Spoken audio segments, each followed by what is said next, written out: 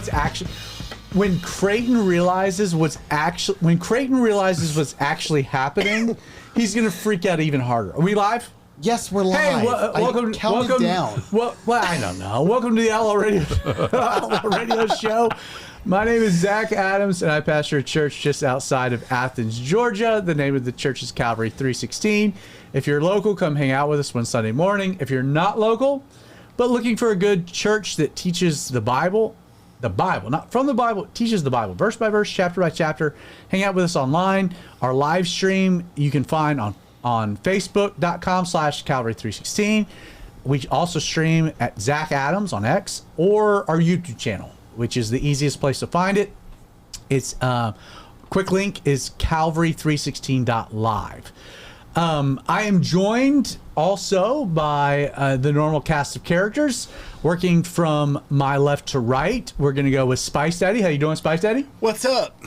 What are you doing to the microphone? I'm just trying to adjust it. Why? A little surprise. I mean, yeah. A magician never reveals his secrets. And then we've also got Dear Daddy. How you doing? Fantastic. Pope C, how you feeling?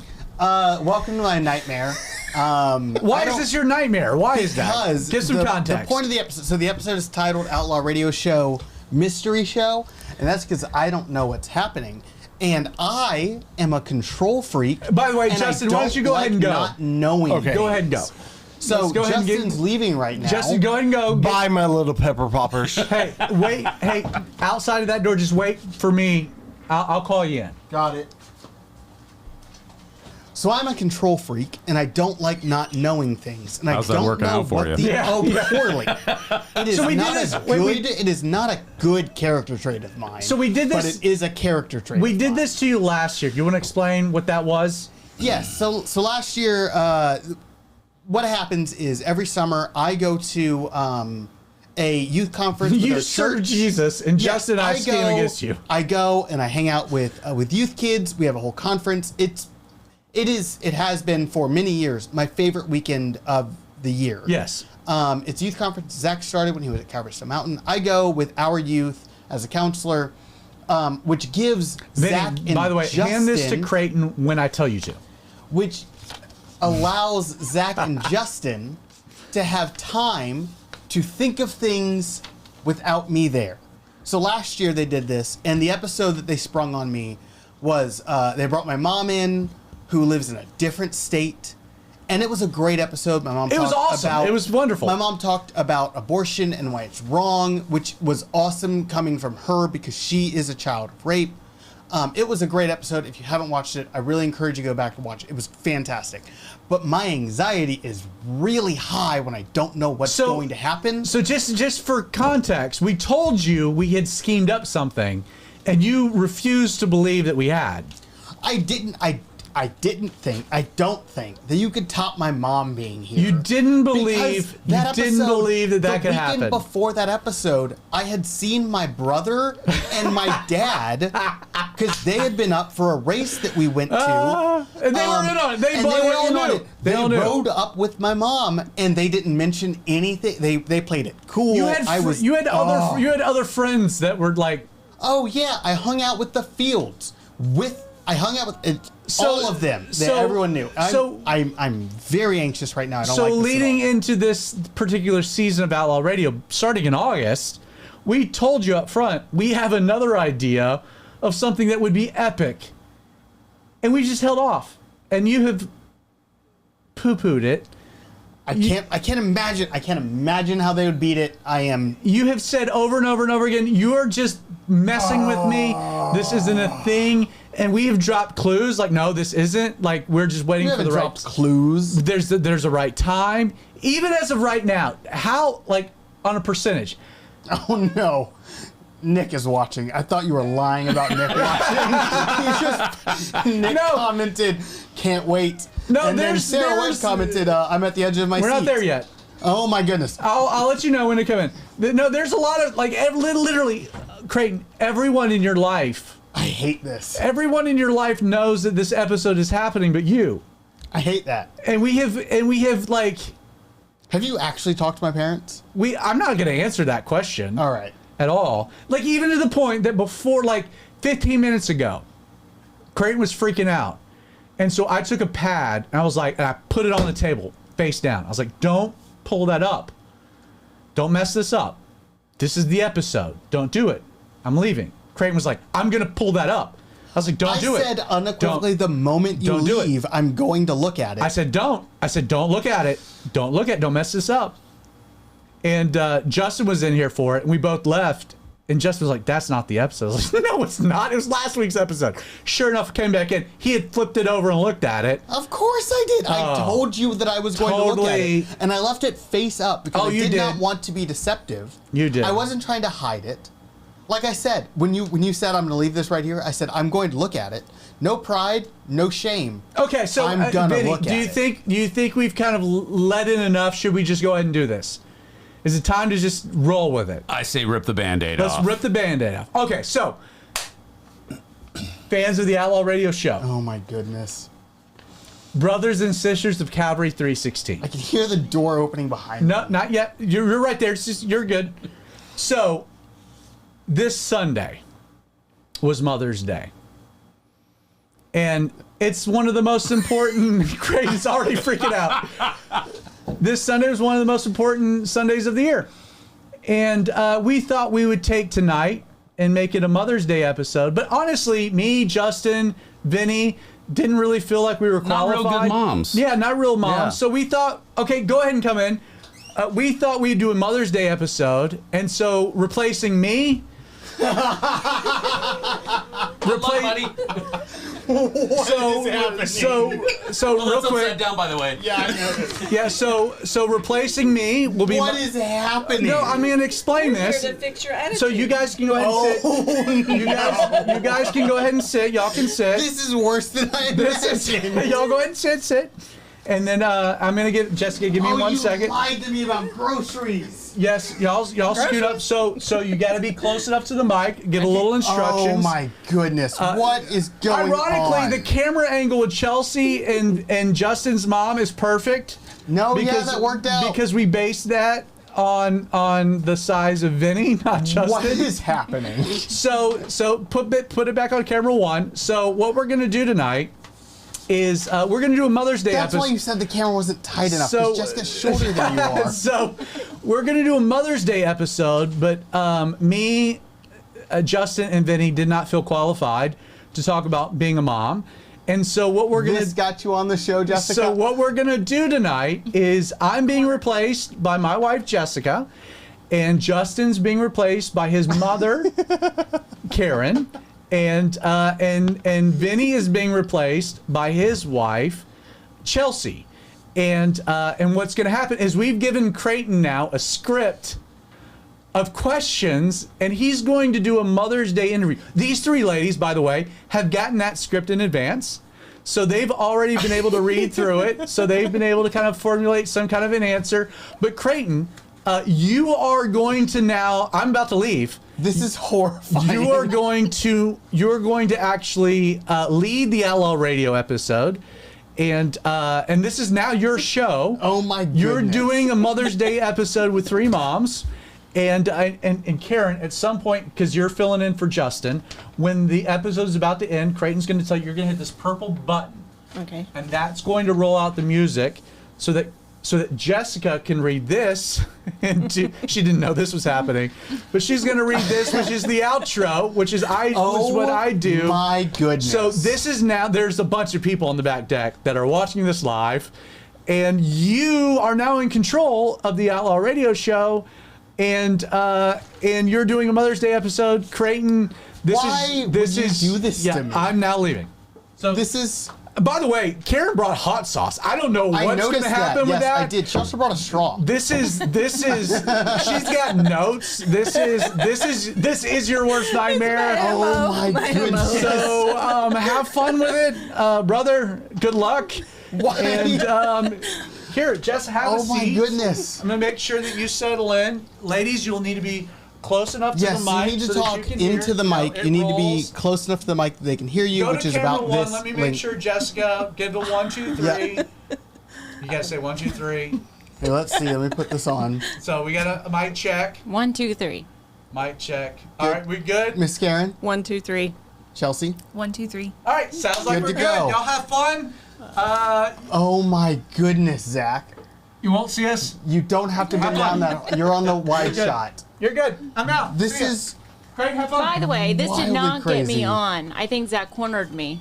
I was very And clear. somehow I I'm talked to on the here. both of you like 20 minutes ago about how nervous I was about this episode, and you guys played it real well. Well, we're nervous too, so it fits. Oh my goodness. Okay, so the way this works is you can see here we have all of the cameras. The big screen to the left is what is currently online. Okay. Jessica's screen is biggest because that is camera 1's preview feed. Then there's the camera 2 is the two of you. So if either one of you is on the program, both of you are. Does that make sense? Okay. And then camera 3 is all four of us. Okay. Okay. My goodness. Let's just start. We're going to go left to right. And we're going to start with just introduce yourselves. Who are you guys? Jessica, who are you? I'm Jessica Adams. I'm married to Zach.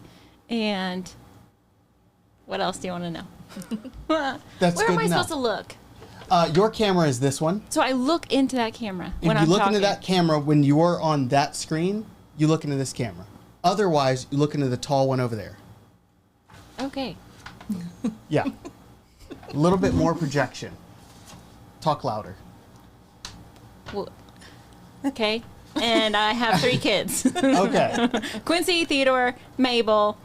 I think that's one of the questions. Like, how old are they? Yes. That will get Yada, there. yada. We'll get oh, there. so that not yet. I'm just Jessica No, Adams, I'm just starting married to off. Zach. That is me. Miss Karen. I'm supposed to look at the camera. I am Karen. I am Justin's mom, and I'm the mother of 9 children, 2 Wow. sons, and 7 girls. And if I remember correctly, you had 2 sons back to back and then all girls. And then all girls. That is statistically improbable. It, happened. it's happened. Chelsea, Chelsea Himes. I'm Vinny's wife, and I've got 2 daughters. gotcha. Okay, so we're gonna go wide for this because this is a question to all of you. Boy, so we started. Tell yourself, your family. How did you guys meet your husbands?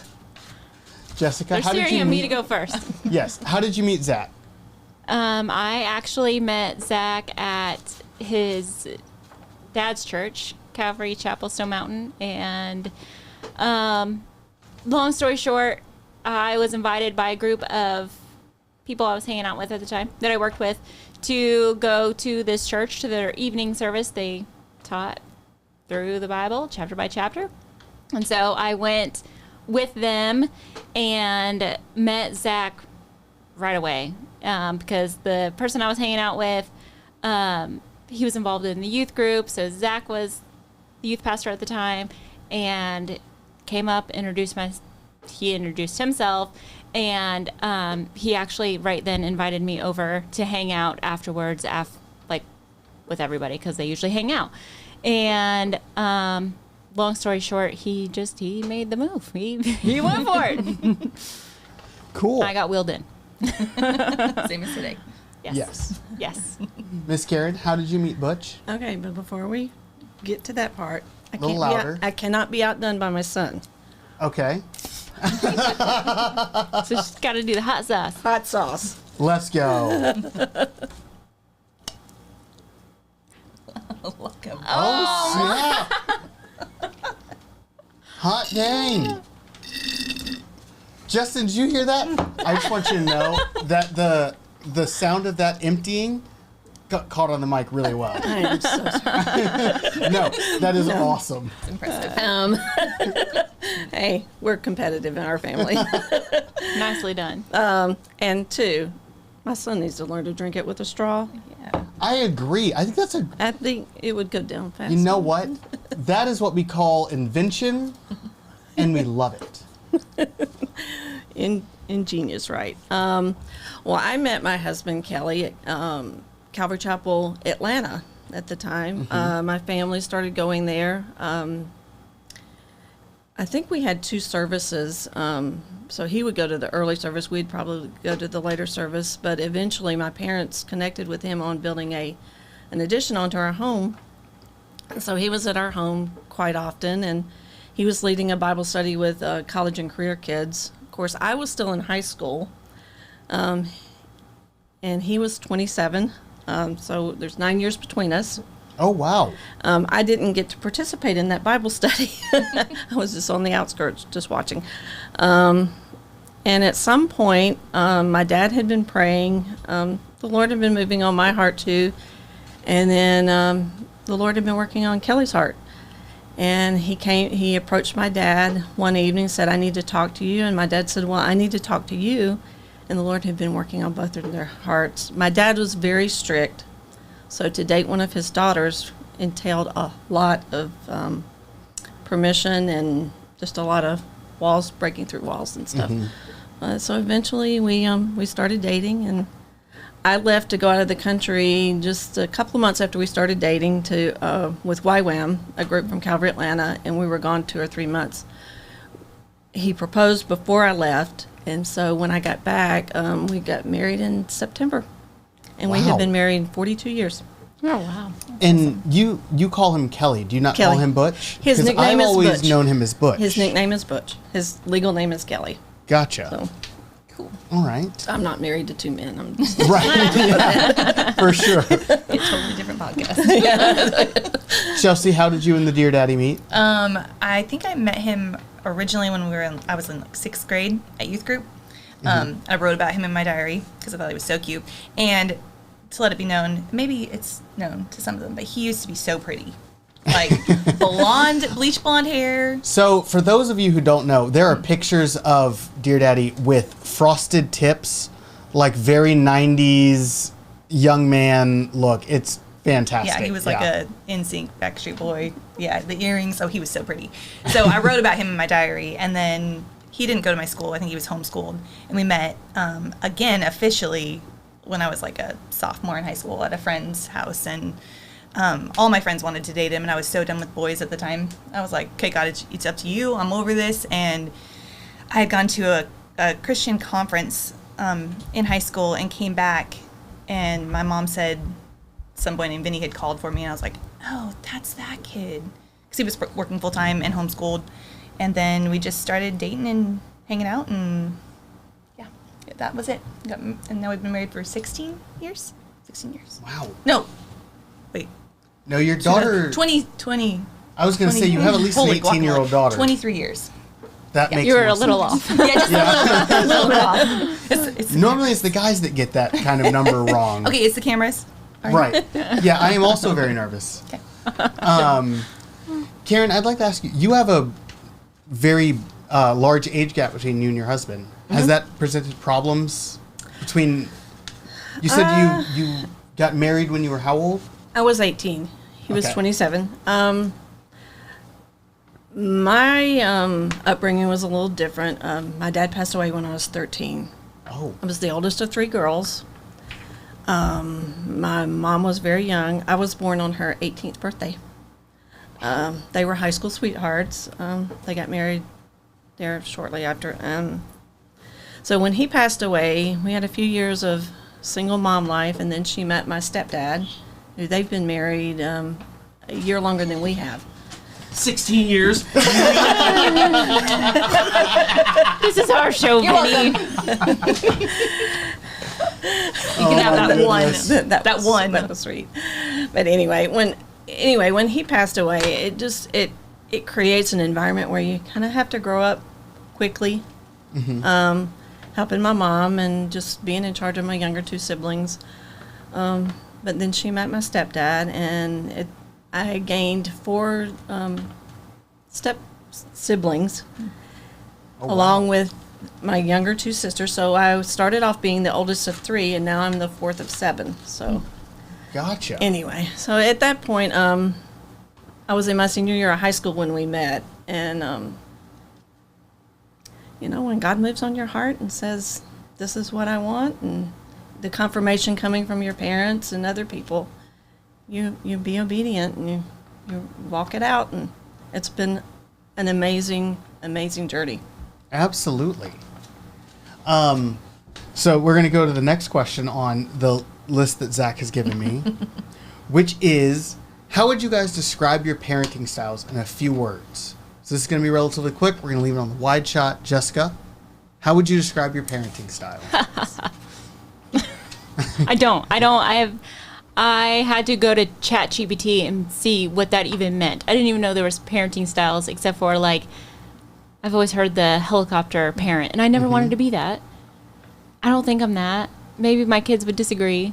I don't know. I don't know my parenting style. I'm pretty laid back, I think. My kids would probably say I'm really strict, but I'm really not. They just ask to do things that I don't approve of, so. I feel like every kid I've ever met says their parents are strict, and most of them are wrong. Yeah, I don't even know what that question means, honestly. Karen, do you know what that question means? Not particularly. Parenting has changed. Of course, our age gap is from, I think Justin was 21 when our youngest was born. Wow. So we have raised children in different decades. But also as society has changed, I think it is the way we have raised our younger ones is different than the way we raised our older ones. But our main, I think one of the scriptures that we have stuck to in parenting is in Psalms 127, and it says, like arrows in the hands of a warrior, so are the children of your youth. And so we look at our children as arrows that can be sent out to share what we have shared with them. And our children have been amazing. It has been amazing to watch them go out and just share the love that they have been given and the knowledge that they have of the Lord. And we're raising them to be adults. And I think sometimes we forget that as we're in the depths of parenting, that one day they're going to be adults. And so if we are putting responsibilities into their hands that they have to take and be faithful with. That totally makes sense. Chelsea, how would you describe your parenting style? Yeah, not in a few words. I think it ebbs and flows too. It changes as they're, the different ages that they're at. And my kids are probably one of the kids that you didn't talk about on there. They will say that we are not strict. Mm-hmm. But that's because I feel like when they were younger, there was nothing off topic to talk about. It was all out on the table. So they feel comfortable to come to us. And my mom was very much like that. She was, she didn't say no for no reason. Mm-hmm. So there was always an answer, and it was understood and it was explained. And so it made me not want to rebel, and I wanted to continue that with our kids. Obviously there was no's, lots of no's and stuff, but it was, here's why, and do you understand? So I don't know, in a few words, laid back, but also I don't know, love was the biggest thing, and Jesus, and wanting them to come to him on their own. So gotcha. That's neat. When I was growing up, my parents were very, I would also say laid back. They were strict about the things that mattered, I think, and then were laid back with things that didn't. Yeah. Which I think worked very well for us. So I would like to ask all of you, because Zach told me to, what's one thing that you love about being a mother? Which I think will be very interesting, because you each have very different experiences at this point. Karen, I believe your youngest is late high school, or she's 19. Is she graduated? She graduated last year. She's just finished her first year of college. And you have had kids go all over the planet at this point. We have. Jessica, your oldest is just going into high school. Not yet, Creighton. Well, at the end of this year, doesn't he start freshman year in May or in August? August, yes. Yes. So you have your oldest is going into high school, Soon. and Chelsea, your youngest is about to leave high school, right? She'll be a senior next year. She'll be a senior next year. So, what is the thing you love most about being a mom right now? Because you guys are all in. I don't want to answer first. All right, we'll go the opposite direction. Chelsea, you start first this time. I think just the relationship that you get to have, the friendship that you get to have with your kids. They're, almost grown now. And so it's like the parenting part is still there, but the teaching part is almost done. So it's just really enjoying seeing who they've turned out to be. I get that. I have I wouldn't say recently, but in the last 10 years or so, my mom and I have developed a friendship, and we have a weekly call, and I have started to realize a lot more now than I knew when I was younger, that my mom and I are very similar people. And so at this point in my life, a lot of the times I will say something or do something, and it'll be like, "Oh, that's my mom," or we'll be talking about her dealing with my other siblings or whatever, and she'll say something, and I'll be like, "Oh, I know where that came from. You gave that to me. I know that." That is a very cool thing. Yeah. It is also very cool for the kids. Yeah. To be able to see that and experience it. Karen? Well, with a house full of girls, Yes. the drama is always there. The emotions are up and down. But the most, I just love my kids. I just love them. I've loved them in all stages, but this adult stage is sweet. It's sweet when you hear them repeating things that you've taught them over the years. They're the things you didn't think they were listening, and they're regurgitating everything that I'm going, wow, I didn't think you heard me, but they did. It's like planting and seeing the flowers later. Yeah, and we love being together. They love including me. They include me in a texting group, which is sometimes good and sometimes bad. But I feel like that would be a very busy texting group with oh yeah, 8 women. Or is it all? There's is it 7 girls all- and me. Yeah. Gotcha. Yeah, that's a lot of people in a single group chat. But I love keeping that communication open with them. In fact, we were up at the lake a few weeks ago, and they wanted me to go kayaking with them. We went on this, what was supposed to be a 2-hour kayaking trip, turned into 4 or 5 hours because the youngest one was ahead, and she was the leader, and she said, let's just go a little further. Let's go a little further. Well, a little further, and it was 4 hours later, and we finally got back. But it was fun. It's fun to be included in their adventures, and they think I'm still young and can do all the things, but it's great. It's great. So Jessica, you have much younger kids at this point. Yes. Well, Mabel's my youngest. She's 7. Theodore, 11, and Quincy, 14. What I enjoy, I would have to say, and this is something I probably keep to myself a lot. I can agree with Karen. I love being around my kids. As much as they may get on my nerves or drive me crazy, there's nothing more comfortable than being home. Like, I want to be home, and I want them all to be home also. Like, that is my comfort. I love knowing that they're all just here. But I would say I love experiencing things with them, and also seeing them have opportunities that I didn't have. So going to a Christian school, I mean, I'm so beyond blessed that we are able to do that, and that the Lord has provided a way for us to. But going and being involved in there, I substitute at their school, and also being a part of their chapel. There's even when I'm not subbing, I go in there and I try to be with Mabel because she always asks for me to. But it's just such an amazing thing that my kids can be a part of a school that they can take time out of their week and praise Jesus and talk about Jesus, and I just love everything about that. So I love being able to experience things with them. Just even my daughter's performance, she was in ballet this past weekend, and I experiencing that with her, or experiencing baseball with my boys. Like, I've always liked baseball, but I would say the craze is there more because I have boys in it, and I love You that. want them to succeed, and it's fun to watch them succeed. Yes, Yeah. I love it. I love when they enjoy something. Yes, so that's what I love most right now. I'm going to skip some of these questions. Okay. We're going to move forward. We got time. Oh, you guys It'll go be over fine. all the time. We do go over all the time. All the though. time. Let's Like go over. 9:30. Why not? Not that we have to. We can be done at 9. Yeah, we can. So this is a question that Zach put on here that I want to ask a preliminary question and then the question that Zach put. Because Zach's question is, what surprised you the most about motherhood compared to what you expected? And my question is, what did you expect about motherhood?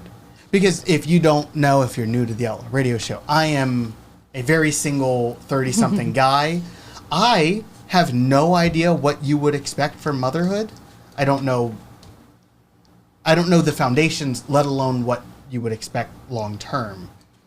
So first, what were you expecting from motherhood, and then what did you find that surprised you? Okay, I'll jump in. Are you ready to go? I Go am. for it.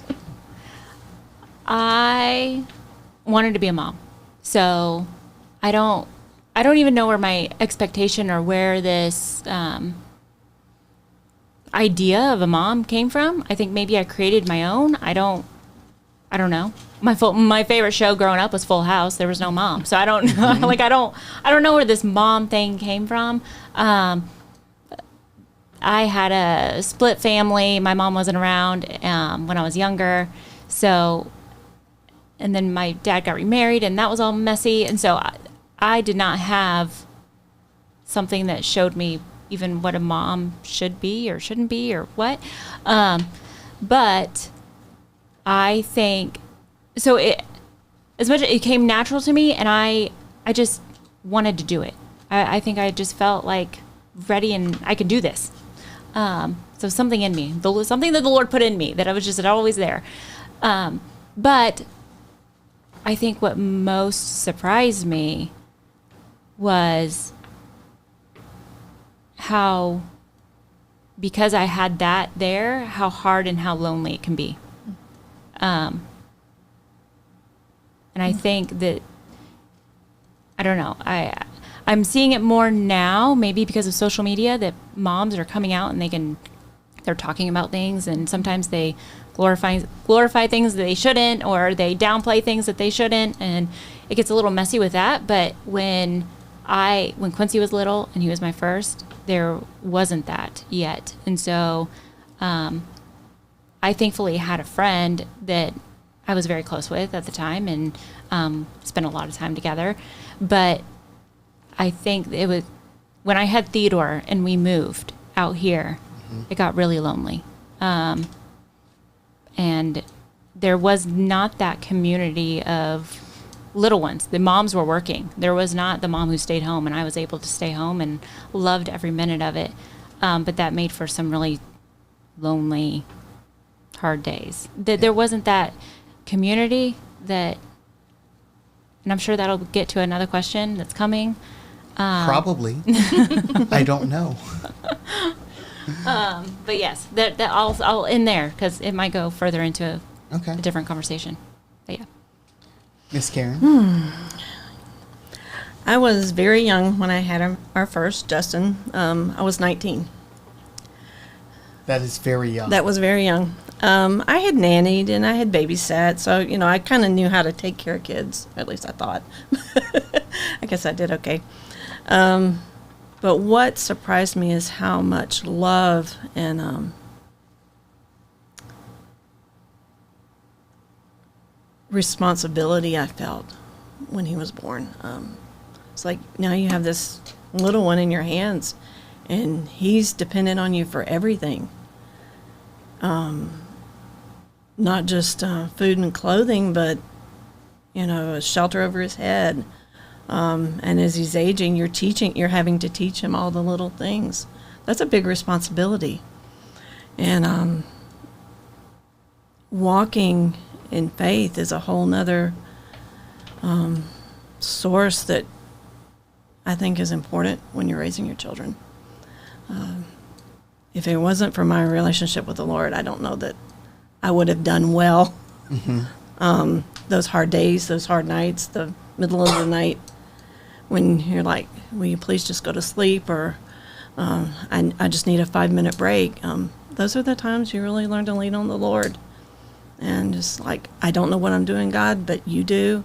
And you have given me this child because you knew that I was the mom that he needed to be the man that he's supposed to be. And that is my encouragement to most mothers. God gave you to your children because he looked at you and said, the qualities in you are what I want to instill in your children, because they're going to be used in other areas of their lives, and those qualities you've poured into them, they're going to be able to help others that they're around. And so I think it's important to remember that, when you're feeling like you're just not doing well, or you're just totally messing up their lives, that God had a plan and a purpose for you being their mother. And the good, the bad, and the ugly. I have a question that might be outside the scope. I'm not certain, but I've kind of always wondered it. Were you guys planning to have 9 children, or was it just kind of something that happened? The first 3 are very close.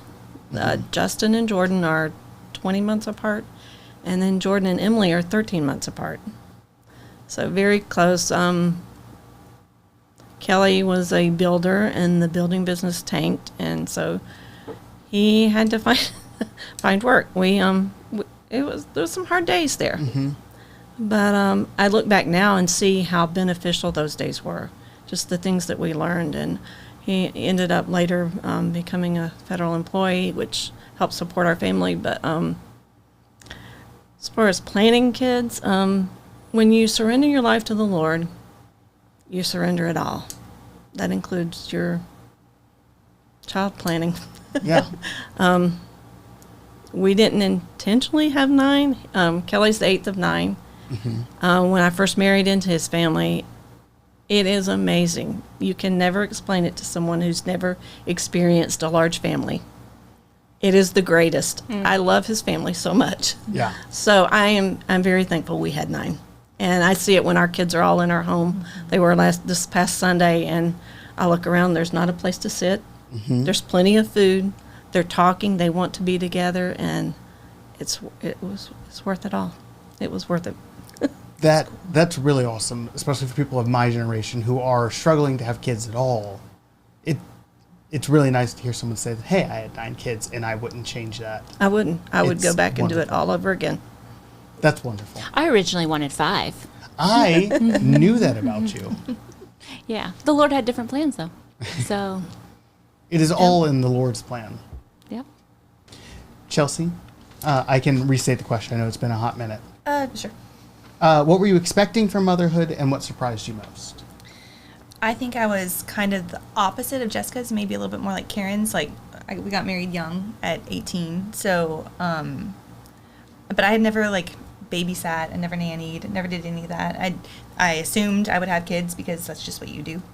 And then Vin came home from work one day, and he's like, let's have kids. And I'm like, we're 2 years earlier than we planned. And he's like, no, let's just now. I want to be younger when they, graduate, blah, blah, blah. I'm like, okay, fine. So went through pregnancy and everything. But so I think I didn't have the expectations, and I didn't know what I was getting into. And then having them and realizing that, like, God-given bond and love that is just naturally given to you with your kids is just, that was unexpected for me and surprising, because I knew I'd love them. Like, it's like, it's something you should do, but that is like something that I didn't expect. It's just how much you love them and how the bond and the friendship, and yeah, I don't know. I have only experienced that bond from the child side. I've heard that it happens with your kids, and I hear a lot from people who are like me, where I am not necessarily particularly interested in having kids, and they're like, no, you will want your kids. Yeah. Like, you don't want to mess with other people's kids, Yeah. but your kids, you'll feel a thing that I have not experienced. I find that very interesting. Yeah. Just go around. Do you all agree that there is a special thing there? 100%. Yes, absolutely. The next question is, was there a particular moment that you had where you were like, oh, now I feel it, I am a mom? Karen, you have a very knowing giggle. I have this vivid memory. Justin was probably just maybe 18 months old. He was still in a crib, so he was young. And I heard this. He was crying, and we were trying to not have to go get him. You know, the time where you let them cry and cry and cry. And so I'm sitting there waiting. I just want to go pick him up, and I'm like, no, I'm going to wait. And then you hear this, Mommy, Mommy, Mommy. He just kept over and over again. And then he goes, Mom. But, hearing your children say your name, what they're going to call you, it's like, wow, Now I'm his mom. I'm his mom. That is my name. That's my name forever. And that is, it's just sweet. I can still hear his little voice saying mom for, calling me, needing me, just like Calling out. And it was really amazing. That's neat. Can anyone top it? I don't think. She's got this one. No, I do have the. There was the time, not that, but it was. Oh, there's two of them. Oh man, I'm responsible for two now. There was that moment, but not the like. Oh, I'm a mom. It always came natural to me. I gotcha. All right. Next question is: How has your view changed? How has your view of yourself changed since becoming a mother? Which apparently Zach sent me a grenade. Thank you, Zach. What's the grenade? That one? Yeah, I would.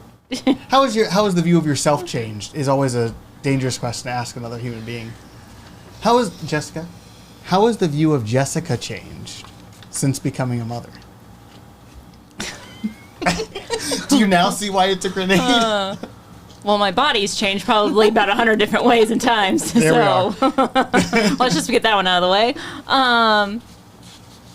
Next question. Okay. I don't know. Somebody else comment. Anybody else? Does anybody Karen wanna has take all that her or wanna notes. skip it? I'm looking, I'm like, what did I say? Karen came prepared. No, I tried. I think I really, my view, I didn't realize how selfish I was. Very selfish. That's interesting. So looking back at the person that you just called selfish, your pre-child, would you think that other people who knew you then would describe you as selfish? Probably not, but I knew in my heart I was. Interesting. Just, I had no responsibilities. Of course, at 18, how many do you have? But other than school, but you when someone else is dependent on you, you put them first, and with each kid, a little more of me gets chiseled away. And I would say my kids have been a part, I think, what the Lord has used to make me into who I'm supposed to be as a woman, even now. I mean, daily, you're growing continually. But, some days, I know there's a saying, it says, raising kids feels like being pecked to death by chickens.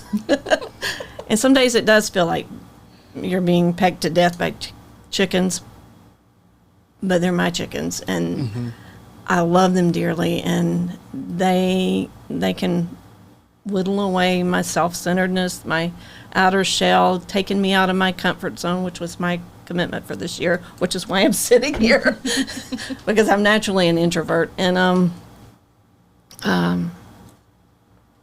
it is just amazing, just when they bring out the things that I didn't teach them, or that mom guilt gets thrown in there, and the mom guilt is hard. It's really hard, but God is faithful, and you keep plugging away, and the times where they call you, I calls at 2 a.m. Mom, I need you, or Mom, and they'll just start sharing, and I'm like, this is what you work for. This is all the hard times. Those are the times that you relish, and you're like, I did do something right. They still need me. They still want me. No matter if they're 30 or 40, they still need their moms sometimes. And it's all worth it. I'll piggyback on that, saying that there has the most thought of verse that I think of through motherhood is where Paul is talking like he's the chief of all sinners. Like he just now, the closer he's growing to the Lord, he's seeing how much sin is in him. And I think that my season of life since becoming a mom, there's so much that they bring out of you, and there's that, and again, just going off of that. But I see the Lord's work in me and what He's doing, and so I wouldn't trade any of that for who I'm becoming, because the Lord's only doing more work in me, but also in my children. And I don't know, it's even though there's those frustrating moments and there's those lonely moments, it's only grown me closer to the Lord through all of it. And so, yeah. I'm going to return to that thought at the end. Okay. I don't know if Zach has a question similar to that, but I'm going. That's where you want to end. That's how you'll where know. I want to end. I'm going to jump down to a question I think is hilarious given the ages of all your children that Zach put on here, which is how do you deal with tantrums, defiance, or emotional outbursts? We don't. Now, Jessica, you still have a child who is... Yeah, Throws tantrums? Yes. Yes, who throws tantrums. Which one? That being said, I feel like there were times in my life when I was well into high school that my mom could describe as a tantrum. How do you guys deal with that? Especially given, your kids are... One of them has graduated. One of them is still in high school. You have a child that's going into high school. You have a very young child. Your children are all graduated at this point, right, Karen? Mm-hmm. So, how would you describe your kids' tantrums at this point? And how do you deal with them at this point? And you guys can decide who wants to go first because I don't know. I'll go. All right, go for it. I think at this age, teenage age, and girls and hormones and all that, it's a lot of... This kind of goes back to like what God has shown in me. Like I thought I was the most patient person in the world until I had kids, and then I realized that that's something I really needed to work on. And so it's so much self-control that God has had to really like instill in me to not overreact when they're overreacting, to not match their crazy. Like calm them down. It's all about this, and bring them back to Jesus, and think about other people and how other people be feeling. So, yeah, it's really like just being the calm in their storm, if they have one, to have them bring it back to reality. Gotcha. What are you doing? Hello. What are you doing, Zach? Creighton, you're a natural. Thanks, We're man. all out back watching this I episode. really appreciate it. This episode's awesome. Y'all keep it up. And you're a natural. You're doing a great job. Thanks, man. Thanks. I appreciate you interrupting the flow to tell me that. Thanks, man. Thanks, Karen. My children are now adult age, lots of prayer. My prayer life has definitely increased because I joke raising my children when they were younger was so much easier than while they were adults because you're dealing with adult situations and topics and all that thing, but you don't have the ability to tell them what to do unless they want it. Yeah.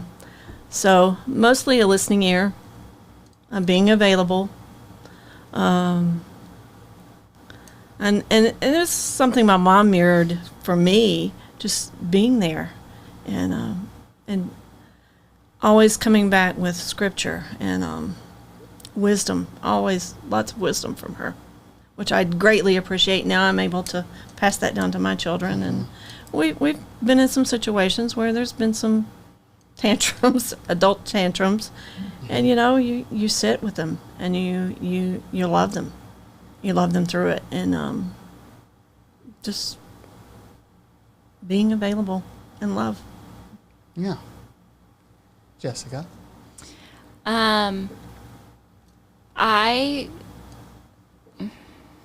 Depends on the situation, but I would say that maybe with Zach dealing with a whole bunch of teenagers and youth.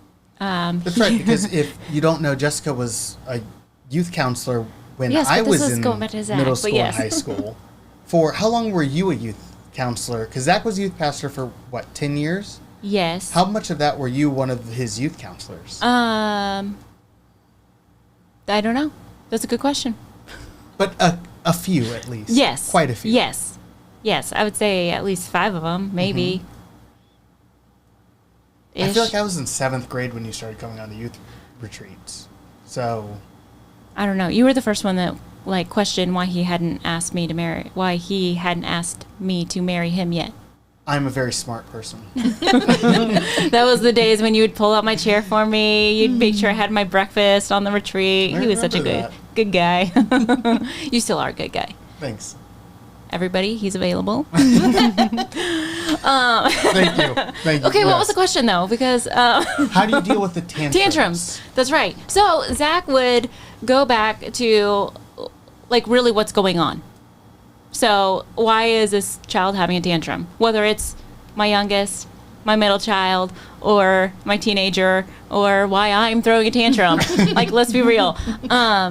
You know, it's the lack of sleep, or when was the last time they ate, or too much screen time, or like what's really going on, or the anxieties of, you know, reminding that, oh, he's a teenager and like what is going on in his world.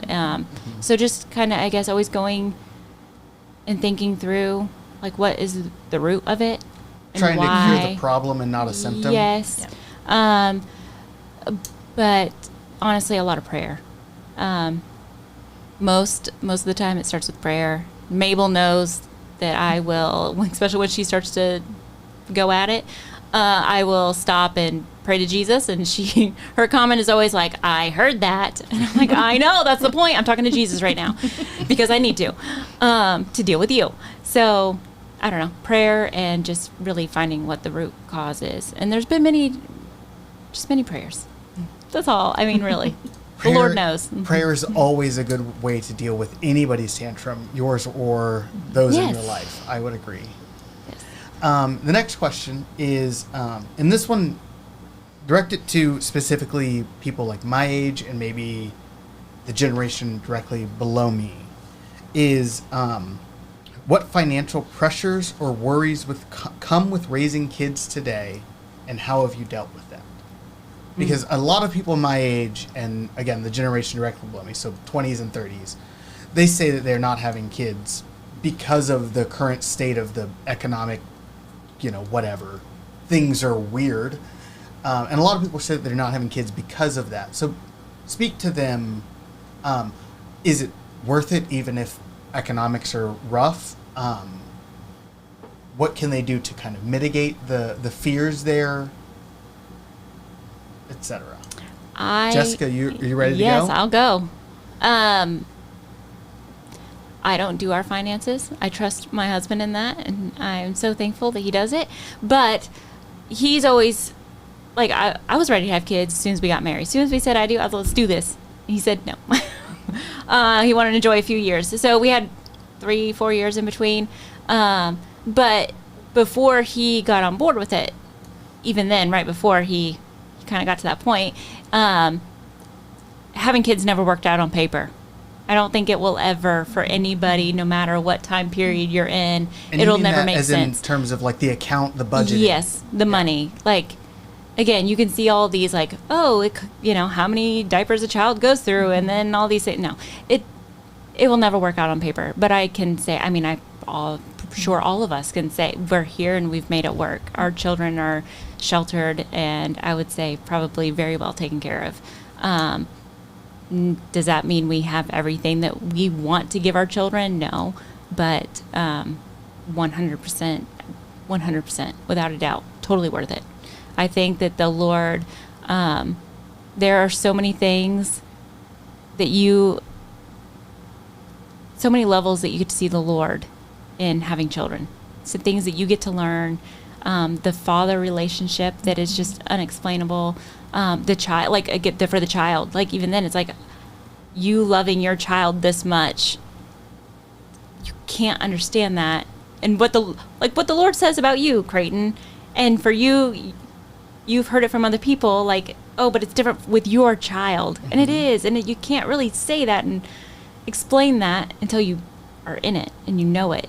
And so there's just so much that you get to see the Lord in through all of that, and also trusting the Lord that He will provide. And he always has. I mean, has it been tight sometimes? Absolutely. But I mean, Chelsea and I were talking before the show just about sports and how crazy, how much of a money grab it is, and it's terrible, but we do it. And because our kids enjoy it and we want them to experience that.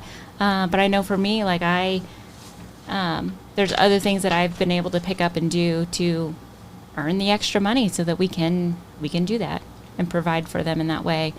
If I ever felt like it was not necessary for them or that was hindering them in some way, then we would pull back. But yeah, that's my take on that part. It's a good take. That's good. Very good. Does anybody else have anyone, or did she nail it?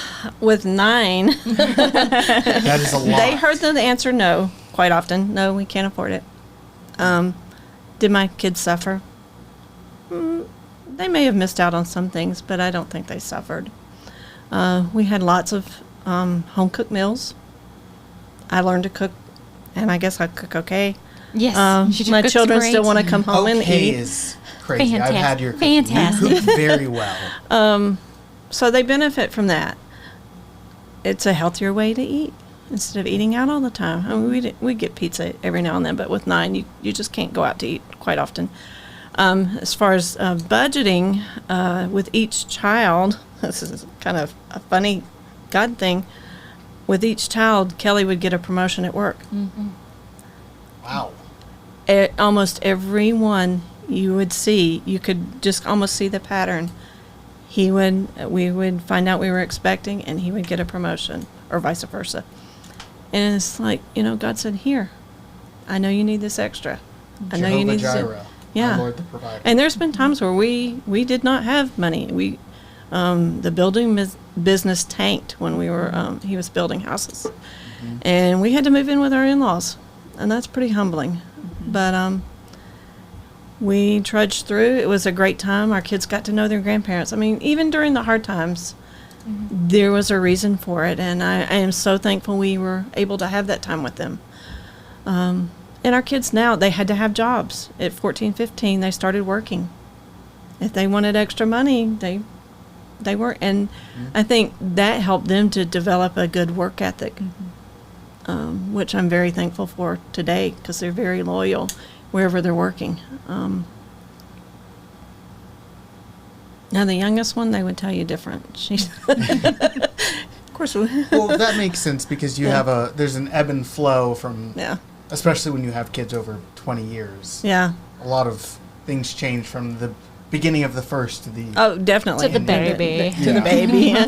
But she's great. She keeps me motivated. And moving and all the other things. Chelsea, do you have anything to add, or? Yeah, I just think that, like Jessica said, it's never going to be, like, you can't plan a right time. It will never be right. But God always is faithful, and he always provides. I mean, we've had times when we've been so incredibly tight, and it's like, oh, this extra chunk of change will come in, and you're like, oh, thank God. And then the transmission goes out on the truck, and it's like just enough to cover the transmission on the truck. You're like, thank you, God, for giving me exactly what I needed. But he will. It's like that with kids. Like, he wants you to have a family if that's what he's called you for, and so he's going to provide for you. So, yeah, just got to trust. Very cool. All right, this is going to be probably our penultimate question. Although, can I just say, Go for like, it. how long, like, when did we come in here?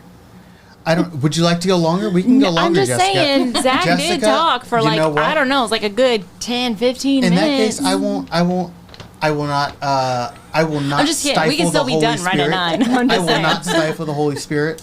We will have a few extra questions Okay. then. What role does the church play in helping you raise your child? Again, I didn't get this question. Did I not read far down enough? I don't know. I It's think on it was at page the- 2. I didn't read that far. Let's get you on the fly. Yes. What role does? Because again, I think this will be interesting. Because Jess, you and I have gone to the same church for 15 years now, probably. Calvary Stone Mountain. I've been married for 316. 19 years, so Oh, so we've been going to the same church for 20 years. If you've been married for 20 Yeah. or 21 years, yeah. And I'm now 32, so it's been a very long time. 32 and single, ladies. Karen, I know Possibly you guys have wants moved around kids. a little bit. We have. We started off at Calvary Atlanta, and then Kelly led a Bible study from that group, and we then started another Calvary. Our kids have grown up in the church. Our real good friends went to the same church. I think there's a saying I always say to my kids: bad company corrupts good morals. Mm-hmm. I think it's important that the people you hang out with are of like mind. I think it helps them to develop who they are as just as good human beings anyway. But I think the church, just having things for them to do, we spend a lot of time at church. That was our fellowship time. Some of their greatest friends were there.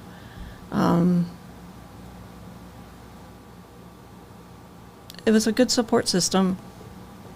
I mean, that's with 9 kids. It's entertainment. Having a Not that village- it's entertainment, but I think it was important just to having that backup, just people reiterating what we were teaching them at home, and also at our church. Having a village, I'm sure, Having a village is makes it a lot easier to raise 9 kids. Absolutely. Yeah. Absolutely. And we were the youth groups. Our van, our 15-passenger van was transported many youth. So, Jessica, you are married to a pastor's kid and raising pastor's kids. Yes. So how would you answer this? Okay, so it was, how does the role of the church? Right. What role does the church play in helping to raise your kids? I think it's very important to find a church that teaches truth, which is teaching from the Bible. I think that is 100%. You need that. If that's what you're trying to get in your children and you're teaching truth, then you need to be in a Bible teaching church. And specifically ours is, verse by verse, chapter by chapter, and that's what you're in. But I think I love our church. It's been sweet to see all my kids grow up in it. I can say that church has never been an option. Like, it's not, oh, I don't want to go. We go. That's just what we do. It's not even questioned. Our kids haven't even questioned it. We have, in this season of life, have dealt with travel baseball, which I have a dream and a vision of what I would love travel baseball to be at some point in this community, and that would be Sunday tournaments that were after church time. But anyway, so we have had this season of our life where baseball has taken some of our Sundays, our Sunday mornings, and with our church only having one service, it's been very difficult. There's been some mornings where we are not at church, but I can tell you that all of my kids, my boys especially, as soon as a tournament ends, their first question is, can we still make it to church? Can we, whether it's catching the very end of it, it's always what time is our tournament on Sunday, because how does that work around church? And that was very eye-opening just to see that in my boys. And again, we are a small church and they have friends there, but it's not, I think it's all of the people. I think it's not just that. It's not just the kids their age. No, because we don't have kids their age, really. Right. There's very few. Even Sweet Mabel, she's had some friends that have moved away, but it's still just they want to be at church and they have a group of people. I mean, not too long ago we had a birthday party for Theodore and we invited all the church adults. Like, it was just one of those, like, okay, these are our family, and I think that's how my kids view the church, is it's family. But again, I think it's just priority to. It's not it. That's what we do. It's not an option, and instilling and making sure that it's truth. It's a part of the fabric of their life. Yes, but it's also I do think it's very important though that people don't see the church as their solution for their kids. To think that, oh, my teenager's in trouble, let's start going to church and the church will fix the child. That's not going to fix. Like, you need to deal with that, what's going on at home, and like there needs to be also behind closed doors what's happening within your home, and that you're teaching truth and raising up your children in the way they should go, not just putting it on the church. Zach said this, I think last week, maybe the week before that, and that is that a church's supplemental to the teachings at home. It comes alongside what you are teaching your children at home. It is not something that replaces what the kids are learning at home. Yep. So it can reinforce it, but it cannot replace it and change the way they feel about things if you're teaching them something completely different. Well, no, and that's Right. because if a child's not seeing truth in their home, then they're not going to believe what the church is telling them, because Right. what is that? Like that, okay, this guy is telling me what this is and what this says, but that's not what my dad, who's raised me up, is showing me at home, or my mom, or whatever. So, yeah. Chelsea, do you have anything further on the church's role in your kid's life? Yeah. So Ben and I were raised very different. He was raised in a very, church was every Sunday home, and I was raised in you go to church on Christmas and maybe Easter, and don't burn down any abortion clinics kind of a raising until my parents came to know the Lord. And yeah, totally different people. But we really desired for our kids to want to go to church. Like when they were younger, they went because we went, and they enjoyed it because we've got a great church family here. But now their desire to want to be at church when they have those tournaments, or if they have to work, it's like, oh, I just want to get to church. So that's fantastic. And in today's day and age, where with social media and the pressure for teenagers, it's a lot. I mean, I know it's always been a lot, but it's a lot now, and it's all in their faces. So it's having a body of people and believers that can come alongside them and help them with any issues that they have, and just to see that what they're seeing out in the world is not normal. I mean, it might be normal to the world, but it's not normal to people who have faith and a relationship with Jesus. I don't know. It's a great thing, and I'm so glad that my girls, at least for now, and hopefully for forever, have that strong relationship, and that they're not so influenced by the world and all the things that could be influencing them right now. So, Gotcha. So we are past 9 o'clock, so I have one final question. And this question comes from a conversation that I had with a friend of mine many years ago. That he and his wife had been trying to have kids for years and had never managed to make it happen. And he and I were having a conversation about something. And he told me that one of the main reasons that he wanted to have kids was because in the Bible, God uses the father-child metaphor a lot, or the parent-child metaphor a lot. And he took that to mean that in having kids, he would grow to understand God more. So I was wondering if you guys have experienced that at all, in that you've had kids. Do you feel like you understand God's relationship with us more now that you have a relationship with your children? 100%. yeah. Can you elaborate on that? Because you had some eyes when you said that. No, I just think that that's in everything. I don't know. If somebody else wants to chime in, I don't know what, but 100%. I think you really learn what unconditional love is.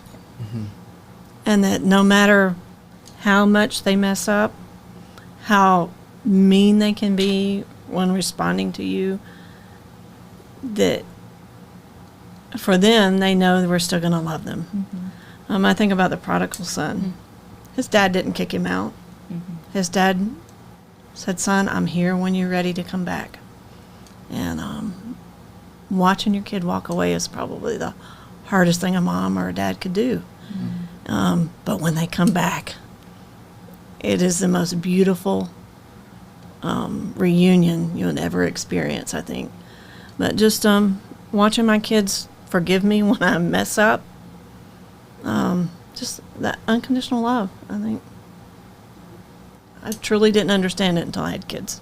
Yeah, and to know that that's only how much we love our kids. God loves us even more. Yeah. Is crazy to think about. And he loved me enough that he blessed me with my children.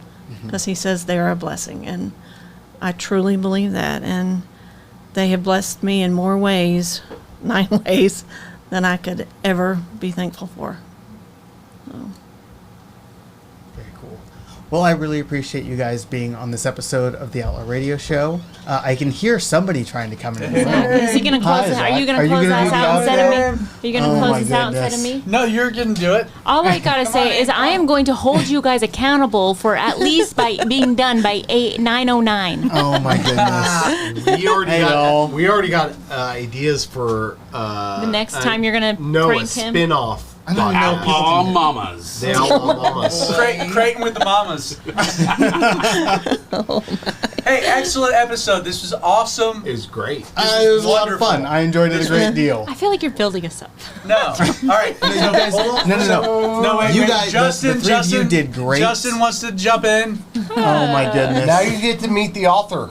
Let's see. That's me. You. Comes in over here. Yeah, there you go. There you go. There you go. All right. That's my book. All right, Jess. Jess, Okay. hit it. I got you, Karen. All right, go for it. I don't want to do this. Now read it. You have Thanks to for read it. watching the Outlaw Radio Show. If you haven't already done so, Yeah, no, just hit subscribe. hit subscribe to our YouTube channel. Be sure to turn on your notifications. That's my handwriting. Check out the podcast on Apple and Spotify. Yeah, that's a hand. And join us live at 8 p.m. every Wednesday night. Hey, thanks for joining us. This was awesome. Creighton, wonderful job. This was awesome. And we'll see you Yeah, guys thanks. next week. God bless.